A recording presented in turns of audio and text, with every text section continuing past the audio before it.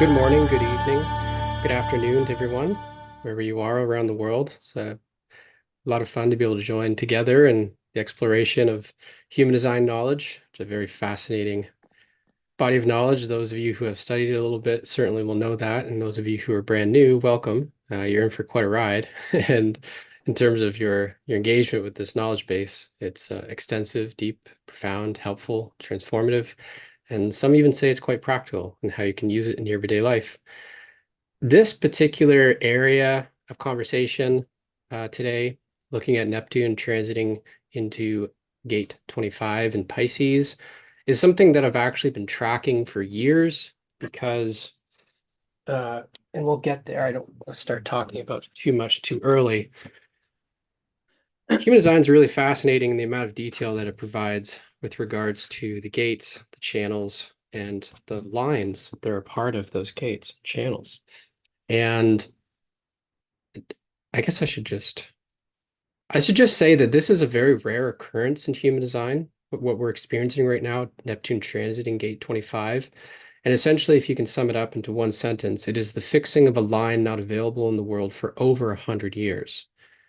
Now, line fixing in human design, like I was starting to say earlier, is a really remarkable area of study, or basically a component of the system that describes how the different planets actually have an effect on the gate lines of the various hexagrams within the body graph. So there are, and I'll just read through this to give you guys an idea of sort of what I'm talking about. Again, those of you who are self-studied, you'll probably be familiar with this concept already. Those of you who are not, this may be new, so I'll sort of try to take my time so that you can get it and understand it. But essentially, the planets have an effect on the gates. Certain planets do with certain gate lines. And as is the case with Neptune in the 25th gate in the first line, there's an exaltation present within that gate line that has not been available within the world, like I said, for over 100 years. It's actually the last time it was there was in 1860, due to the fact that Neptune has such a slow-moving orbit around the sun. It takes a really long time for Neptune to make a full 360 rotation transit through the wheel, okay? And again, just to give you guys some context for the sort of concepts we're going to be discussing today with this phenomena, line fixing in human design occurs when a planet positioned in a specific gate, okay? So again, for the example with this topic today, we're looking at Neptune transiting the 25th gate in the first line, okay? When it's positioned in a specific gate, it can firmly establish the quality of a line within that gate as either exalted, enhancing its positive traits, or in detriment, emphasizing its potential challenging aspects. Okay, now these line fixings can also be understood as simply this and that, or this or that, or both in the case of juxtaposition. That is, again, all things in human design express as a binary. That is, there is a this and there is a that. There is a up and then there's a down. There's the true self, there's the not self. There's your signature of success, there is the not self theme of bitterness. Okay. And in the same way, you can find this binary present within the gate line structures of the hexagrams. Of the 384 lines, okay, associated with the 64 gates, 375 of those lines are dualities, okay, meaning that there's a polarity. There's an up and there's a down, there's a this and then that, an exaltation or a detriment, okay, where there's a possibility for the gate line to express itself as either this or that. And actually, what's really remarkable about this particular detail in the system is that it's the assignment of which planets fix each line was revealed to Ravai Uru when writing the Ravi Ching. And for those of you who do not know, Ra Uru was the founder of the human design system, and the Uru in his name actually refers to essentially this like glowing orb that entered his head during his experience with the voice and stayed with him for the rest of his life and actually guided him in his teaching, more like instructed him in his teaching throughout his time in the world and teaching and disseminating human design knowledge. So there was an aspect of that experience from his mystical encounter with the voice that stayed with him for his whole life. And it was actually that sort of intelligence that guided him to assign which planets fix each line within the Ravi Ching. It is a fascinating, mysterious, and highly intricate component of the system. And again, due to Neptune and Pluto having such long orbits around the wheel, certain line fixings are not or have not been available in the global consciousness program, sometimes for hundreds of years. Okay, so it's actually really interesting. There are approximately 24 line fixings or descriptions within these gates that you cannot even read to someone as an analyst, or when you're reviewing or self-studying your own design, may not actually have relevance to your design, even though it's written, because the planet that brings that quality into activation or brings it alive within the world hasn't been there. Noting Neptune and Pluto, to be able to activate it. And there's no one in the world living that would have it in their design. Okay. It's actually really fascinating to consider that there's like dormant components of the system that were not even relevant to the times when human design was first founded, let alone today, and going actually quite significantly into the future. There's a full list of those planets. I'm not going to list them, or the gate lines. There's a full list of them in the line companion. I'm not going to list them all today, but like I said, as of 2010, there were approximately 24 that were unavailable, meaning they do not function as part of humanity's energetics until Neptune or Pluto returned to their astrological position within the mandala. And again, as is the case with Neptune now transiting Pisces and activating the 25th gate first line for the first time since 1860. Okay. Which I posted this on Facebook and someone made a really great historical reference. 1860 is when Abraham Lincoln, November 6th, 1860 was when Abraham Lincoln was elected president. So that's how long ago it was that Neptune was in the same position that it is today, or nearly the same position as it is today, within the context of our astrological history. Okay. And again, these are just some examples at the bottom here to help you guys see the differences between exalted, juxtaposition, and detriment within the system. Exalted, again, I do have the 25th gate first line, which is one of the reasons why I've been tracking this energy for years, because I was always interested in this period of time, knowing that Neptune was going to be coming around in my lifetime and I was going to be able to experience within the context of my own design this energy as an exaltation. So whenever you look at your chart, sometimes you'll see, again, lines with a black arrow pointing up. That's indication of a fixing by a planet. In this case, it's Neptune. Or you could have juxtaposition, which is when both are actually fixed at the same time. I have the 42nd gate, or sorry, the 43rd gate second line in Pluto, and the 23rd gate being channel structuring in my moon. So my my insights are juxtaposed. There's always this tension between the maintenance of specialized attitudes, which promote breakthrough, and this drive and pull to an urge for expression that's unique to my nature. Okay. And yeah, this is less relevant to what we're experiencing now with Neptune exalting the 25.1, but I do see a lot of questions about this out there in the general populace, and people have asked me over the years, like, what is juxtaposition? What does that mean? And then, of course, you can have a detriment expression of a line where the quality of that particular gate line is fixed in a certain way due to the planet's effect. And I'm not going to read this whole quote from Ra, but basically, and it's interesting because it's one of the things he sort of regretted doing was calling the lines either exalted or detriment, because a lot of people took that into the extreme in how they interpreted that, where it's like there's this really good thing and then there's this really bad thing, and if you have that really bad thing, you're doomed. When in fact it was more relevant to the effect of the planets themselves and the expression of the line relative to the fixing that the planet brought into the energy, and less about it being necessarily a good thing or a bad thing. So, and again, it just goes back to showing how Neptune, now being in the 25th gate first line, is bringing a quality of psychic attunement through the gate of innocence, okay, and the potential for centering through attunement to challenges, okay, that's something unique to this energy that Neptune is bringing into the world, again, for the first time since like 1860. Okay, so that's just a little bit of background for those of you who may not have studied this yet or have and maybe just need a reminder, or again, this could just be a peer review for those of you who already get it, okay?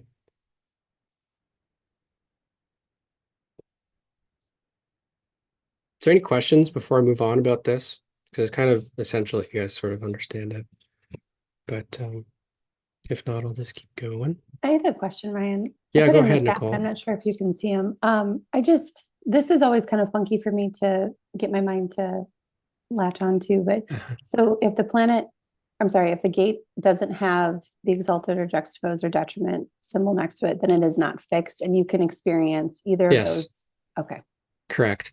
As Okay. long as the planet that either fixes the exaltation or detriment is around in the world, meaning Mm, a what you had said. fast moving planet like Mercury, Hmm. that only takes like 88 or 89 days to move around Hmm. the wheel. Anytime you see a Mercury exaltation or fixing, you can almost guarantee that that's an expression that you'll see in the world. Okay. However, there are, like I said, lines relative to Neptune or Plutonic exaltations where because they're so slow, I mean, Pluto takes what, 248 years? We may not even actually see it. So, for example, it's like right now, Pluto is in the 41st gate, and there is an exaltation that we're going to look at later in the 51st gate, which is in Aries, and we're not going to see that energy in the world because Pluto is nowhere near Aries right now. Okay. Um, oh, another thing too, and not to not to make it any more confusing than it already potentially is, but fixing can also occur through a channel connection. So for example, if Mars were transiting the 48th gate and someone has the 16th gate third line, it would be fixed in detriment because the 16th gate third line has a Mars detriment fixing. So, and honestly, I'm almost getting like goosebumps because I've done this a lot where there is such a profound relationship between the gates, especially in the channels and the lines to one another that you wouldn't notice at a surface level until you do a little bit of study and looking into it. Okay. It's really actually remarkable. And there's like almost there's this deep, mysterious connection and like a perfection in the way in which all these individual components work together and activate one another even again, like I said, through the context of a channel, where again, Mars being in the 48, you would think has absolutely no effect at all on someone's hanging 16th gate in their north node, third line or whatever. But as soon as you run a connection chart or a composite, you will see that the 16th gate third line is being fixed in detriment because of the 48-16. For those of you who don't know, 48 and the 16 form a channel. It's called the channel of talent in the body graph. Okay. And it's, yeah. So the same rules also apply for connection charts, transit charts and connection charts. So it can get real complicated real fast when you start to see the different types of energetic effects that we can have on each other. As soon as we meet another person, you may see a detriment fixing or an exaltation fixing or a juxtaposition fixing. Okay. And yeah, so going back again to the main emphasis of today's conversation, I wanted to really focus on where Neptune has been for the past little while, where it is now, and where it is going into the future. Okay. So Neptune, and this is for all of those jack of all trades out there. I know, Sudi, you have this channel, so this is definitely Neptune's been all up in your business. For those of you who have the 35, Willa, I know you have the 35, so Neptune has been all up in your business.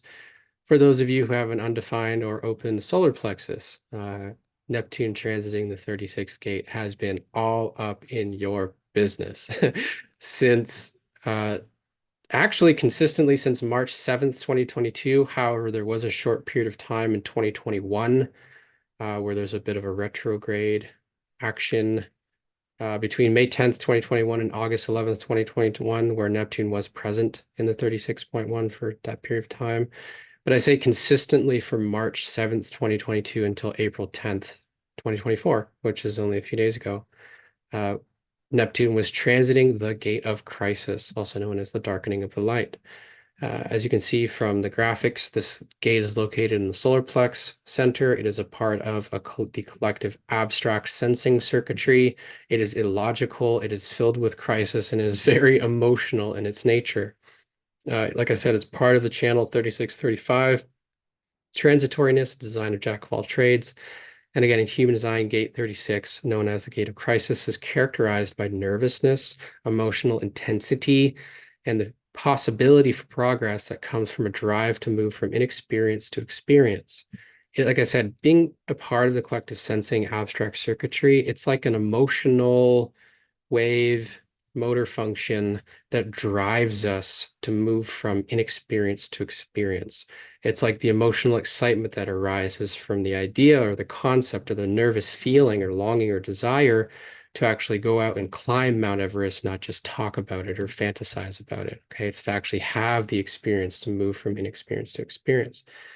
Now, in that, it does create a lot of potential turmoil in the world and within the individuals who carry this activation consistently within their design.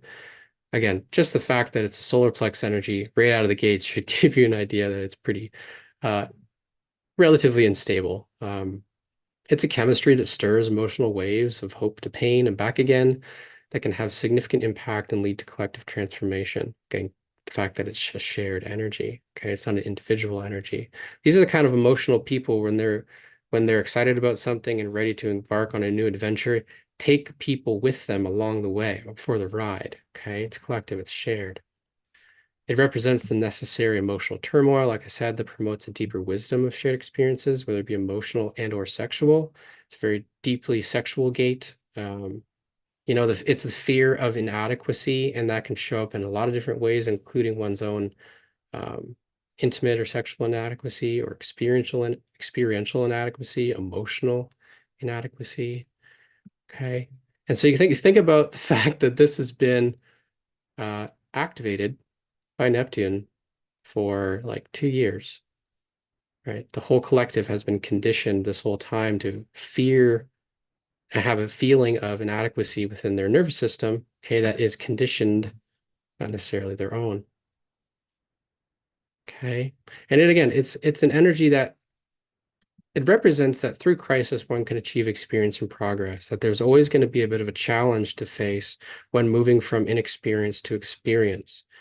And it's this cyclical climbing and crashing wave that is pointed at the manifesting expression of Gate 35, seeking satiation, that brings us our experiential talent, and it brings us our jack of all trades, and it brings us the sort of saying that been there, done that, try a little bit of this, try a little bit of that, jack of all trades, master of none. But at the same time, again, it is a deeply collective energy that has likely created a lot of emotional potential turmoil and chaos and crisis within the collective sphere for the past couple of years. Now, of course, it being in Neptune, Neptune is kind of illusionary. It's kind of veiled. It's a little bit difficult to access, and yet that energy is still there. And if you've got the whole channel, it would affect the whole channel. Neptune would bring its qualities into the entire channel, where, there's kind of an uncertainty around when or how to act in terms of new experiences, okay? Or potentially like a spiritual transcendent quality to engaging in new experiences that bring a sense of progress into your life. But I think the most important thing to note is that it's now gone from the 36, at least for a short while. It is going to come back on September 30th and station direct on February 25th, 2025, back into 25.1. So just a little heads up. Yes, we're getting a bit of a reprieve from this crisis energy in the collective sphere. However, yeah, it's going to come back and it's going to be there until the end of the year and early into 2025. Okay. and then it will be no longer, Neptune at least will no longer be activating the 36. Okay, it's been a slow boat to crisis otherwise. All right. So gate 25, like I mentioned, the whole emphasis of this presentation today is to really talk about the effects of Neptune transiting Pisces and now entering gate 25, line 1 for the first time in about 160.2 years. Okay. Well, I guess it's 165, but the other thing too, and I forgot to mention this in the line fixings, it's another question people have and another level of detail. If Neptune were to be in the 25th gate, 4th line, for example, it would still be exalting the 25th gate first line because it's in the same gate. It doesn't have to be in the same line to exalt the quality of that line, okay? Or fix it with detriment or juxtapose it, as long as it's in the same gate. So where we are now in terms of Neptune's position in the wheel is in gate 25, the gate of innocence. This is also referred to as the gate of the spirit of the self. It is located in the G center, okay? So it is referred to as a love gate. It's the universal love, the love of the itness, the love of all things, the love of the inanimate, okay? And it has a deep and profound connection to the 51st gate through the channel of initiation and design needing to be first, which we're going to look at near the end of the presentation, because the moment Neptune actually entered into the 25, it instantaneously formed that channel due to the fact that that's where the north node is currently positioned, is in the 51st gate first line. Nevertheless, gate 25 in human design, known as the gate of innocence or the gate of the spirit of the self, is about the perfection of action that arises naturally and without contrivance.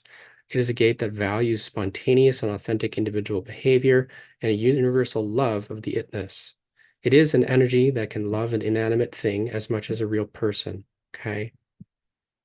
Gate 25 represents a universal love without discrimination, which I think is one of the most profound things about it, especially now that Neptune is bringing an exaltation to the first line, you know, that has been absent from the collective sphere for such a long time. It is really bringing back into the world a theme of universal love without discrimination and not out of a need for recognition and a sense of insecurity, which is what we've seen in the detriment, which is what's been available in the program. Okay. So it's a universal love quality. It's going to be here for quite a long time. We'll get into the exact dates. And it's kind of interesting because it's like Neptune seeds these generational themes into humanity, whatever gate it's located in. And it's just really fascinating that as we're transiting this period of time, that this quality of universal love, spirit of the self, and innocence is being brought back into the collective arena for the first time in a long time. Okay.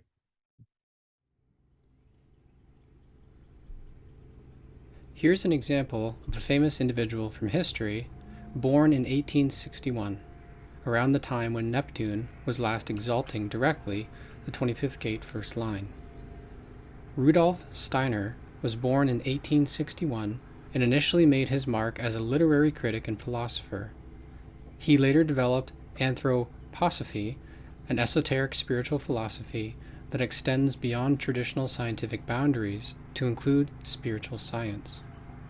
Steiner's wide-ranging contributions include founding Waldorf education, promoting biodynamic agriculture, and developing anthroposophical medicine and the art of eurythmy.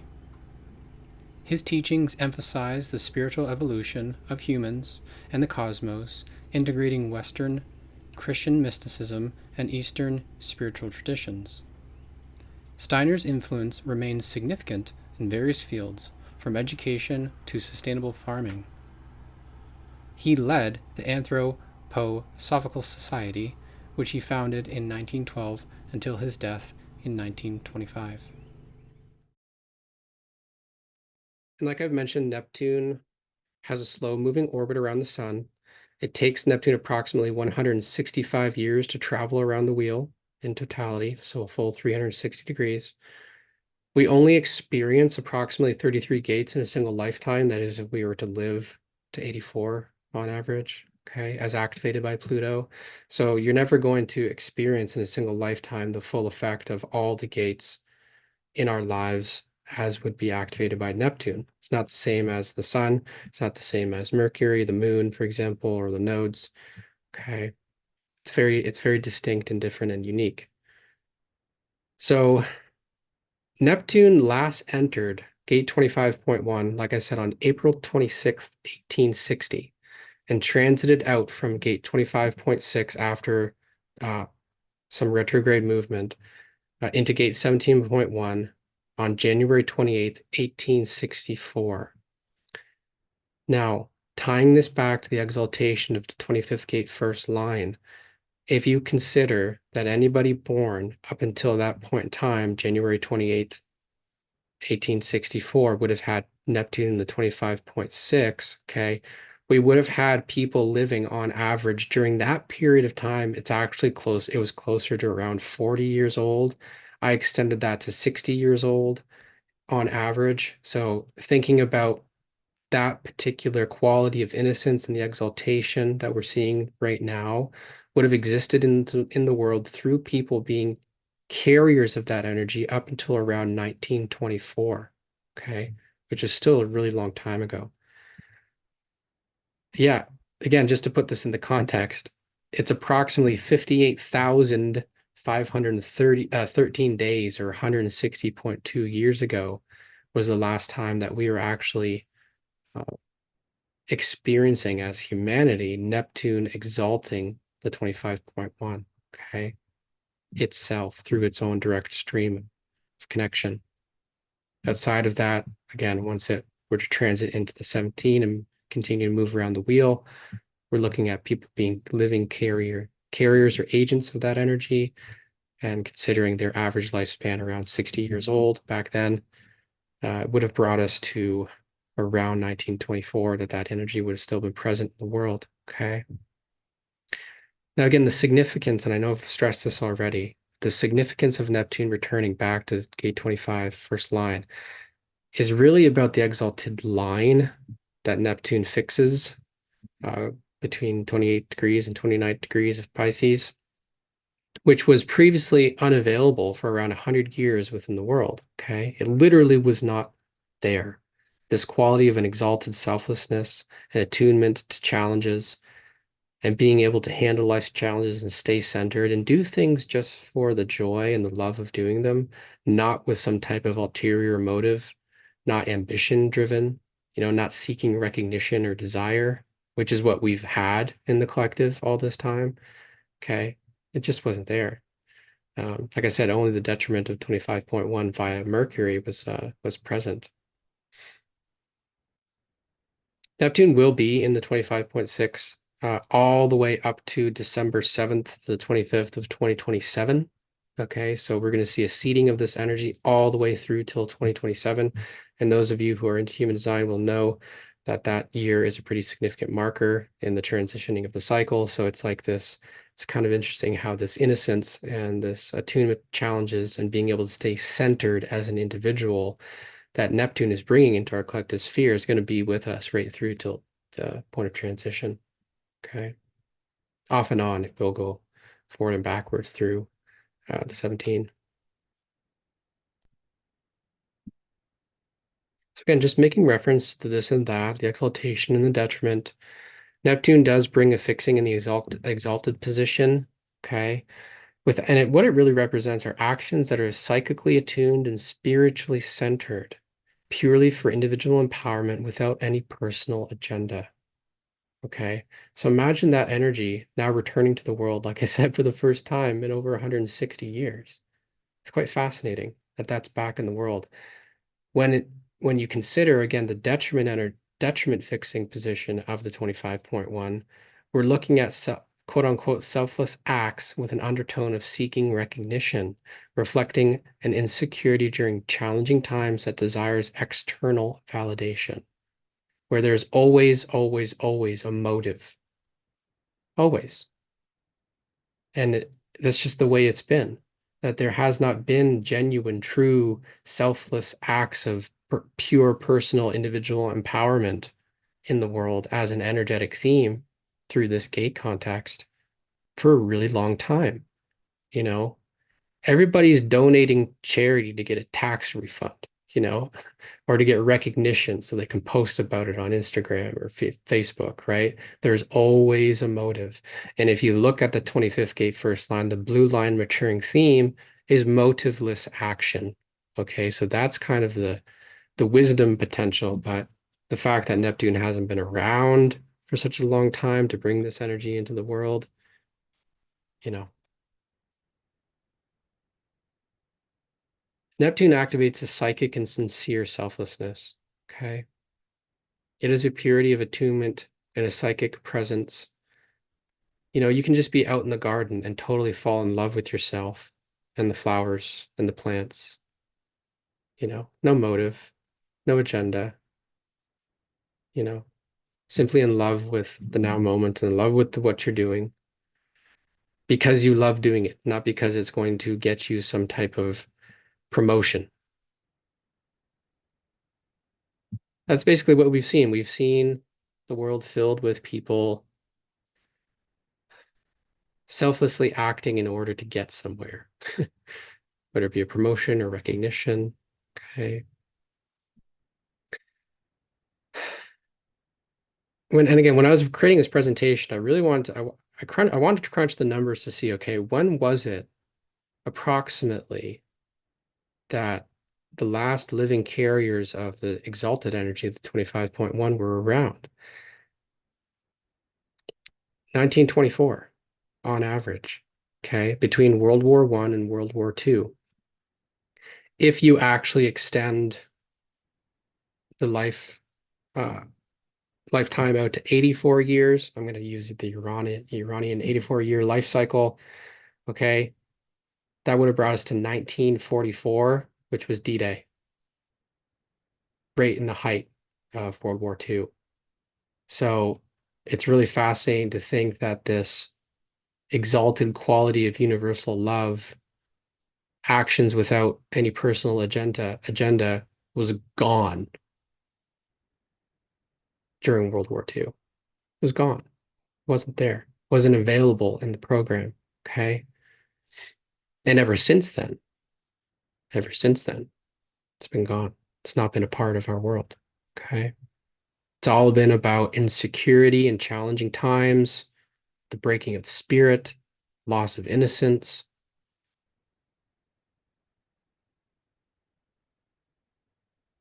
Now, it's not all bad and it's not all, what is it, virtue signaling, Willa? Right. It's in the detriment. Um, you can also just think of it as the challenge of maintaining one's innocence in the face of recurring obstacles or shocking times, okay, is more what we had in the world.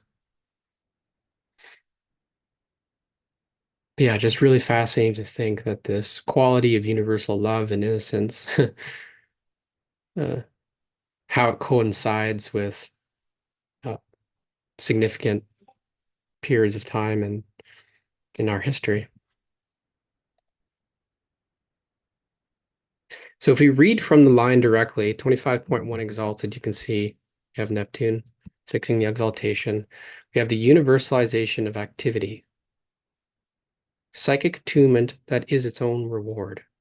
Okay. The potential for centering through attunement to challenges. You can think of it as this influence bringing a deep sense of attunement with the collective or universal spirit, enhancing the already present themes of innocence and purity of action within this gate. Okay. Neptune is bringing a quality of innocence and spiritual and psychic attunement that, again, like we said, I haven't seen in a really long time. And it's bringing it back into the world for us to experience as a transit activation in our own design. And it's also, like I said, all the people that are being born, right? And I think I ran the ran the average the other day is like 385,000 babies are born every day on average. Okay. They will all be carrying this energy in their design for the entirety of their whole lifetime.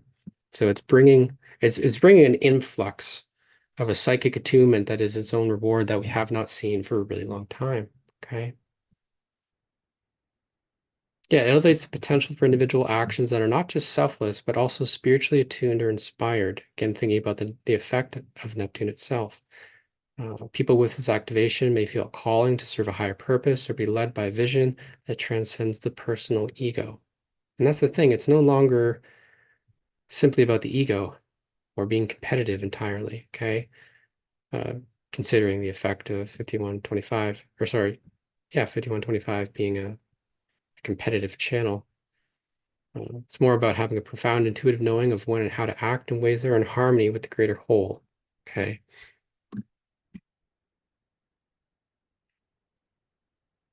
Motiveless action, like I said. And again, whenever you see, it's called blue line maturing theme when you're reading your channels and gates, whenever you see this, it indicates that the line is not something that you have from day one. It's something you mature into, and you mature into that line through the context of whatever is written here. So we mature into our selflessness and our innocence through motiveless action. So the more motiveless we can be in our deeds, the the more attuned we'll be to this energy and really living the authentic expression of it. Okay. It's like doing something because you know it's the right thing to do, not doing it to try and make a profit or take advantage of somebody or just propel your own personal status in the world. Okay. It's much more spiritual, innocent, and attuned to challenges. This is not a weakness, right? This is a psychic attunement that can face challenges and deal with them head on, which is what we're going to see when we look at the channel of initiation that's being formed in the transits. So remarkably, the moment Neptune transited into the 25th gate first line, which was on April 10th, 2024, 10:32 a.m. UTC, it instantly formed a channel with the North Node because the North Node at that time, still is today, is positioned in the 51st gate first line. So the 25 and the 51, when joined together, form a defined channel. Okay, it's called the channel of initiation, a design of needing to be first. Again, as part of the centering circuit, it is deeply individual and is the only channel coming out of the heart center that is not tribal. It is where the tribe connects to the individual, or the individual is cherished by the tribe for their competitive spirit and what they bring to the community. Okay. In that it can be and can express as a very competitive energy in certain circumstances, whereby it promotes competition and a design of needing to be first. Okay. I would say in the context of Neptune now being here and bringing this psychic attunement that is its own reward, it almost softens or dampens in a way the purely egotistical nature that can sometimes be seen within the context of this channel, into one that's more attuned to serving those around you, serving those within your community from the heart in a way that's more selfless. Okay. And focused on empowerment and being attuned to challenges and not simply just, doing it out of a competitive desire to beat the other person that is around you. Okay. And again, just a little bit of interpretation. The spirit of the self facing shock well into the future, given the fact this is a North Node activation, especially for those people that are uh, being born with this. We're having this Neptunian activation, which is totally something you develop over the course of a lifetime, and you don't even fully refine it or master it because it's such a long-term activation combined with the North Node. So it's like long-term development of Neptune plus it being future environment oriented. Um, we're going to see people in the future who carry this energy being the ones who are going to be called to become psychically attuned to challenges and face them even after an emotional shock. Okay. And it's like it's almost like seeding our future spiritual warriors, to be able to deal with the challenges ahead. And again, think about the fact that it's going to be around until around 2027. Okay, it's interesting how we're seeing this seeding of energy within the collective at this period of time. Another interesting thing to note, and I noticed this when I was going through and preparing this, is that like the 25.1, the 51.1, which is a Plutonic exaltation or Pluto exaltation, is not available in the program because the 51st gate is all the way down here in Aries, and Pluto is all the way up here in the 41. And, because the 2551 is all the way down here, Pluto has not activated either the 25 or the 51 for a very long time, hundreds of years, right? So the exaltation of the 51.1 isn't even available in the program, okay? It is a tendency to emotional withdrawal after shock, which is what we have experienced as the foundational theme in the same way that we've experienced the detriment of the 25.1. We've also experienced the detriment of the 51.1 and will continue to experience it for quite some time. That there is a tendency when people go through a shocking situation to withdraw in order to heal, in order to separate themselves from that challenge. It's just kind of nice now, though, how Neptune's bringing in this potential for centering through attunement to challenges, where though, yes, you may face a challenge and be shocked by it and not necessarily know how to respond based on past experience, just be sort of in that now moment and having to deal with it. Staying psychically attuned to the now moment and being aware of your surroundings, being situationally aware, and trusting the guidance of your higher self. I would say as a theme is definitely much more present and available. Okay. And of course, remember, Neptune veils. So it's like you're standing here and in front of you, there's a curtain, and behind the curtain, Neptune's at work. And you can't get over it. You can't see behind it. It's all kind of mysterious, bit of an illusion. Neptune is veiling this entire channel at the same time. So it's, although, yes, it's happening in the transits and it's part of our collective experience at the moment, trying to figure it out with our head, especially the fact that it is not an ajna or head center energy, will likely just lead to more confusion. So just stay centered in your strategy and inner authority, and enjoy the simple things.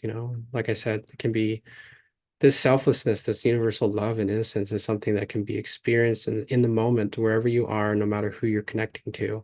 Because again, like I said, it's bringing back into the world a quality of non-discriminatory love and innocence that I think is kind of refreshing,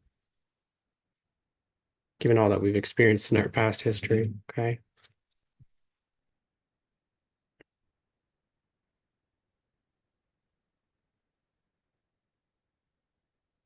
The North Node is going to shift on May 10th.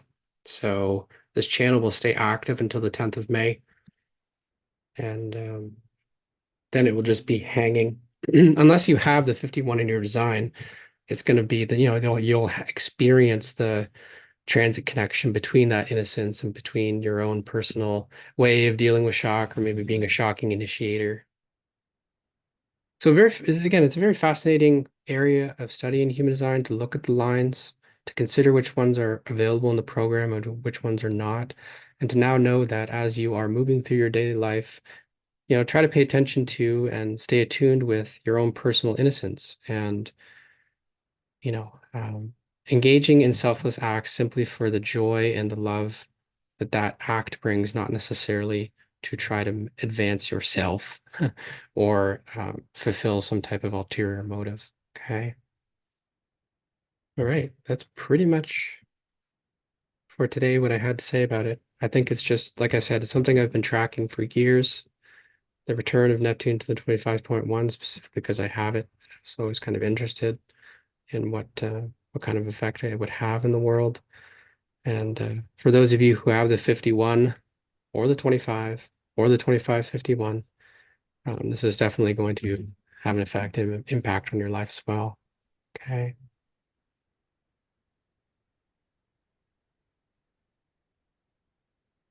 Go ahead, Nicole.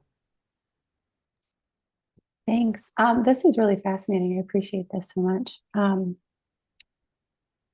I one comment. I appreciate this perspective too because my daughter, undefined throat, undefined solar plexus, has been hooked up to 36 for the entirety of that transit, and it's just Hmm. been really interesting to watch her. She's 7, so it's and kids are pretty veiled or unveiled with their emotions. So it's been interesting to watch how it cycles. But I'm curious to clarify on the way that Neptune is fixing this channel currently. Like you said, that initiation is kind of veiled by Neptune. Hmm. Um, so as that relates to, let's say, like my husband has the full channel, would he be, would the native themes of his design be a bit more veiled there, or how does that kind Yeah. of feel or show up with a transit like this? Veiling, confusion, potential uncertainty, trying to Mhm. figure out whether he should be competitive about something or not. Um, yeah, it can make it a little bit more difficult to access within one's own personal nature. Yeah, Thank you.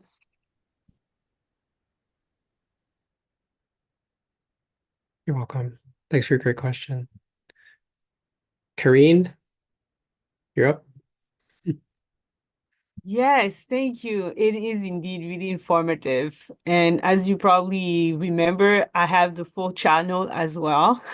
And Hmm. I definitely noticed this just yesterday, actually. Um, I wanted to know, because I don't have the full 35, 36 channel, but I have like the 35th gate, basically. How Hmm. does that show up? And it's colored black as well. So I think it means that unconsciously I manifested. So if you've got the Hang 35 black, it's personality activation.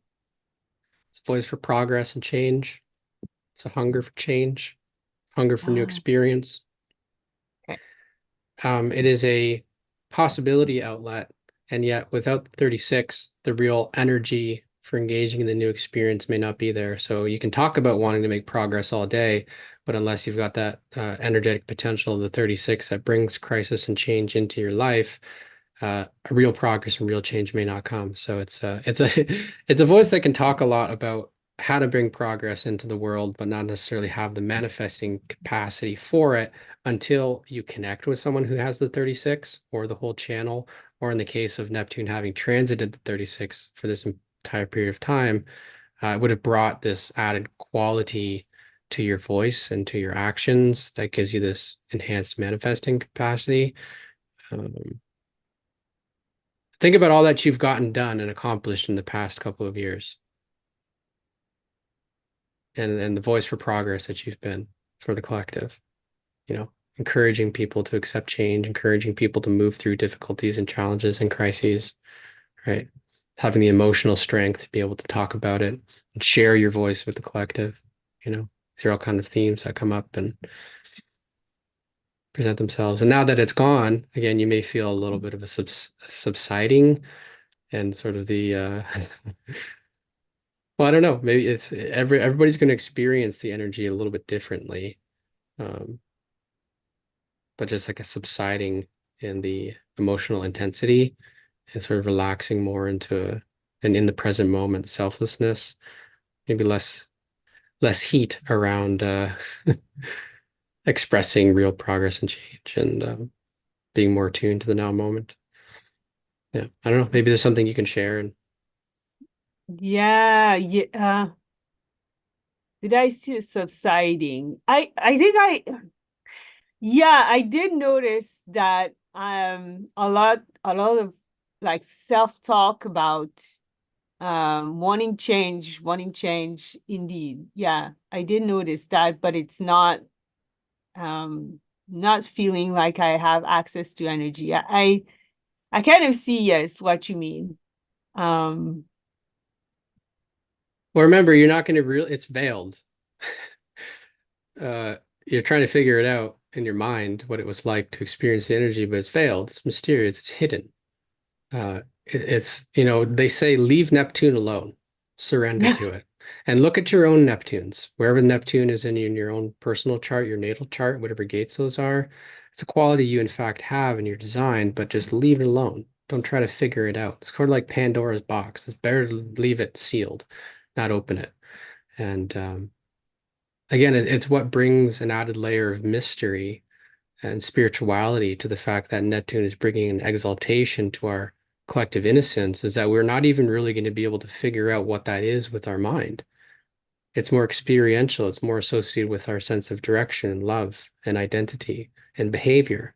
And that's the thing. The 25 is a deep relationship to the 10. So it's like a behavioral quality where you're bringing an innocence into your interaction with other people. And yeah, work Okay. with it. Yeah. Okay. Yeah, I see. Well, I'm so glad that I have like acquired, especially through my own journey, I needed that with all sorts of upheaval that I had. I've acquired a lot of tools actually to be present, and it has become so much more important for me. So I'm able now to let go of it. But a few years ago, if you had answered me that, I would have jumped and would say, you're not really answering my question. Well, but thank you. It's sort of clear, but yeah, thank you. There's only so much we can, and there's only so much I can do in terms of answering questions. I have an open head center. I am 43, 23. I know what I know and I can explain what I know, but you know, uh, I've learned to kind of let go, trying to give people a perfect answer, because a perfect answer in human design doesn't even really exist, because these are experiential energies that we take in and we all integrate with them uniquely according to our design and according to our unique nature. We can do a certain amount in describing the details and the facts to bring the energy to the surface level of our consciousness. And then a lot of it is through reflection over time, seeing how that energy expresses and trying to associate it again mentally, because that's most of where we do our measurement is through the ajna. To see, wow, yeah, I'm feeling really, and it's like I just helped this person cross the street, and I'm not going to ask them for anything in return, or just donate it to charity. I'm not going to tell anybody about it. Or, I just offered this heartfelt warmth and support to another individual who's going through a challenging time. And, I'm not expecting them to pay me for it. Selfless acts, those kind of things that show up and where you get to actually see the energy in real life. But again, Neptune, it's failing, mysterious. I think Neptune, somebody can correct me if I'm wrong here. Neptune is also often associated with like drug use to try and penetrate the veil. People get into drugs to try and figure out that energy in their design. It's really remarkable. So,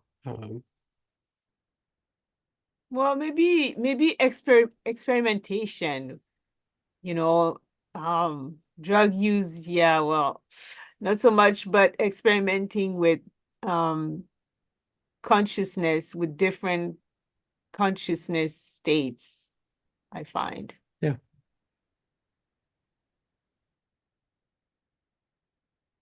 Thanks, Karine. And Nicole, did you want to share? Yeah, thank you. I appreciate your prompt there about what you've accomplished in the last couple of years, because I have Neptune in my design and personality in gate 10, and then 36 has been hooked up to my Chiron, which I know Chiron is, whatever it is, but yeah, that's a good question. But I'm curious too, just because I've heard so many mixed things about how to work with transit energy, obviously, and like different schools of thought. It's like, just stay yourself and, be aware of the discernment around the transit energy relative to who you are. But the way you've been kind of talking about it too, it just almost is feels like a little bit more of a a different philosophy, if you will. I don't know if there's really a question there, but I'm just curious about I know how you I hear work with you. that. I hear you. I think with human design, the emphasis is that you don't make major decisions according to transit definition, Mhm. that you default to your inner authority, strategy, inner authority, no matter what. That it, do you know what type you are? Your generator, projector? Yeah, I'm a 1/3 emotional projector. Okay, great. So waiting for those invitations, taking Mhm. your time to feel into those invitations. You know, the 3635 being an emotional manifesting channel, it's like an excitement to want to have a new experience. So you receive an invitation and you accept it the same day. Mhm. That would kind of be like that would kind No of be bueno. that would be Yeah, like the transit energy affecting your strategy. And that's what exactly. human Yeah. design sort of warns against, is that you can't, you can't escape the transits. They're going to have a subtle, if not uh, very stark and bright effect on our lives. And how we navigate that is through strategy and authority. That's it. And then the rest is like a really enjoyable, can be a really potentially enjoyable movie. Raw used to call it the movies. Watch Mhm. out watching the movie, right? So, especially with long-term transits that form definition and channels that we have in our chart, you're not going to escape the effects of it. Yeah. It's going to be there for a long time, and work with it through strategy and inner authority. I've been watching transits. I have probably close to, uh, let me actually think about it. Probably close to 5,000 transit charts personally in my library that I've run over the years. That's the number of times I've run a composite with my own design to look at the transits and to ponder the energy. Inner planets, the sun, the moon, Mhm. you bet your bottom dollar it's affecting our lives. And it's affecting my mind, my emotions, wherever it is in the chart, right? You associate it with that gate, whatever center channel it is in the chart, the line, how people talk, what people think, the things you see on the news. Uh, it's real. It's like the weather, the astrological weather that astrology has been trying to figure out for a long time and does to a certain degree quite accurately. It's just with design, you go 12 layers deeper into the specificity of what it's saying. And yeah, it's like you plus the universe, okay? It's like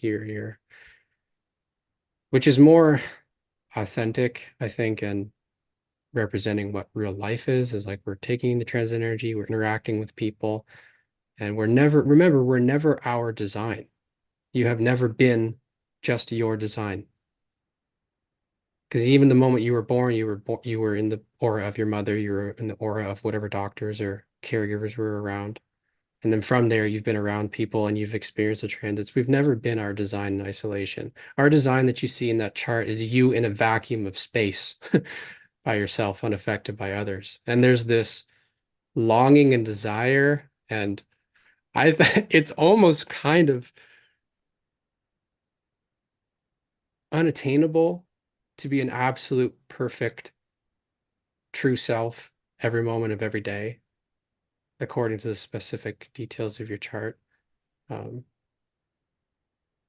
it's a carrot, right? It pulls you and it's a carrot that leads you down a path that is correct for you. And again, strategy and your authority will take you there.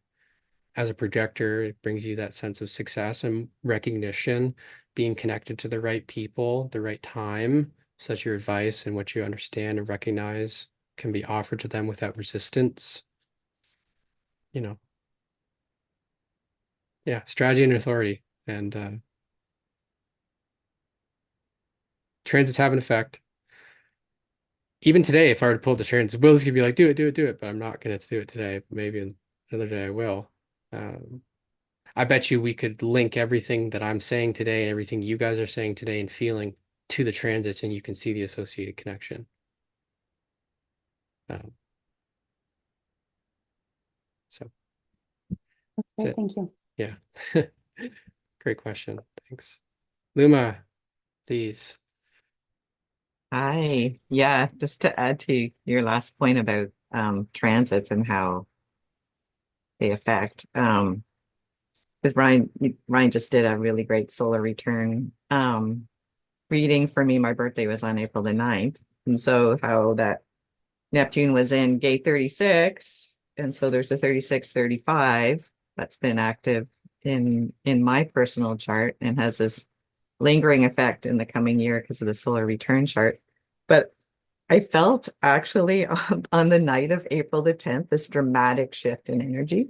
In fact, I was awake all night, literally with like heartburn and physical sensations, stomach upset. It was like something was just purging out of my system, like all that wild, unpredictable emotional energy of Neptune in gate 36. It was just like it started coming out of my body. And I had plans to go over to Vancouver to see our mutual friend Tanis has a big art. I was supposed to go over there, this big exciting art event, and visit old friends and go to the big city.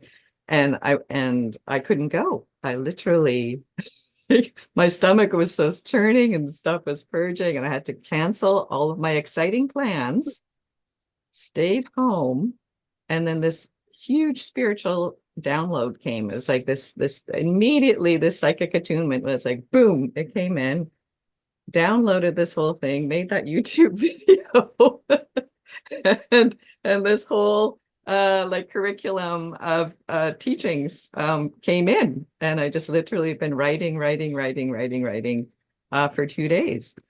So yeah, these transits are real. In my chart, I have gate 51, the gate of shock. So it's this sudden boom. That's my personality, Sun, Venus, and also my Neptune's in there too. So yeah, these transits are absolutely timely and fascinating. I've studied astrology for years, and I love, as you say, how there's these deeper layers in human design that really bring it right down into our personal lives in such a clear way. And as you said, that last point also, Ryan, about how, we're never 100% our authentic self, because these factors and influences are always changing, and this mastery to stay centered in our strategy and authority, no matter what, all these other things are going on, and how we're going to express through all those transits is going to be colored by that. But if you stay true, you get all these different colors and shades and tones of that coming through the transit. It's like so dynamic. Yeah. Yeah. So this is so exciting. I mean, I can see why you've been looking at this for like years. I was like, Years. what's going to happen in April 2024? I'm looking at that too in my astrology. It's like, this is really good. Years. Yeah. In the book that I have, it's called this, see if you can see it. It's called the Ray Ching Line Companion. It is a big, thick textbook where I would highly recommend it if anybody here is into human design enough that they want to study an interpretation from Ra of every single line, because that's what this is. He goes through, it's a transcript of his lectures on every single gate line. You can get it from Human Design America. And when this was, let me see. You might actually, I'm just going to read it, actually. I'll just read what he said about it. Because this was like 30 years ago, where he was talking about the absence of the 25-1. So straight from the horse's mouth, right? Here it is. So selflessness. The first line always gives you the foundation. The first line in particular is something that is very profound. So first of all, he's recognizing this line of the 25 as being very profound. And when Ra calls something very profound, you pay attention, because he doesn't call everything very profound, right? He's very selective with his languaging. And when you get into the deepest levels, you really begin to recognize the nature of what universal love is all about. The first line is called selflessness. Here we are in the self, again, the G center. The 25 is pointed towards the most dynamic willpower in the body, which is the 51. Okay. It is more dynamic than the 21, the 26, or the 40. It is an incredible power for accomplishing challenging tasks. It is pointed towards the deepest sense of ego power, because the will in the 51 is an enormous thing. and that will is deeply possessive. I am the power, says the 51, and the 25 says, no, the power simply exists. The 25 is selfless in that sense, that is not going to claim ego power. The 51 says, I am the jumper, and the 25 says, there is only the jump. There is no claim, no possessiveness here. One cannot possess the universe. Motiveless action. Okay. Remember, the 25th gate is the melancholy of insignificance. Look up into the stars at night, and the smallness in comparison to the vastness of space that you may experience, right?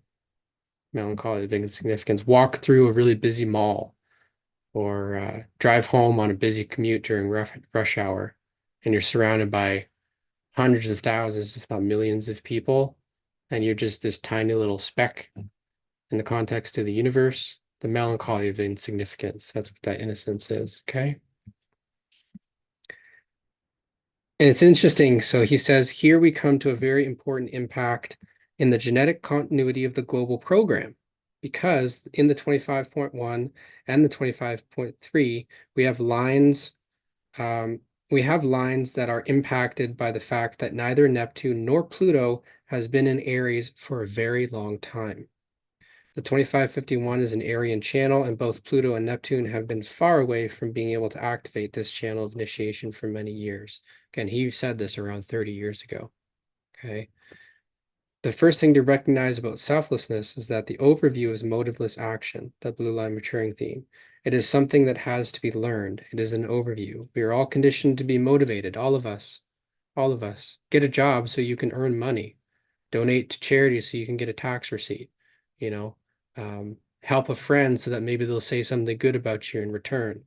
Even the most innocent, selfless acts, there's always a motive behind it that sort of colors the purity of the essence of what it is to be a selfless individual.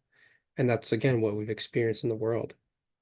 Until now, Neptune exalted, the universalization of activity. This line does not exist in the world. Neptune will get there in about 30 years, probably around the time that the cycle changes in 2027. And Pluto will be in Aries in 2080. So we're not going to see the line fixing in the 25.3. I didn't even mention it in this presentation because it's not until 2080 that energy is going to be back. Okay. Yeah, so what we have had is Mercury in detriment. It is the only thing that is active in the first line. And remember that this is the foundation. This is the foundation of what selflessness is in our age, and what innocence represents in our age is a tendency to publicize one's selflessness. Mother Teresa, Princess Diana, all this propaganda about how selfless one is. It is not enough to be a quiet philanthropist. Everyone has to blow their philanthropic horn. That is, everybody is making a claim about their selflessness. Look how selfless I am. Look, I have no motive. I am just a wonderful person. But look at me, look at me over here, recognition. Remember, it's a projected channel. These are projectors, seeking recognition for the selfless acts. And it's just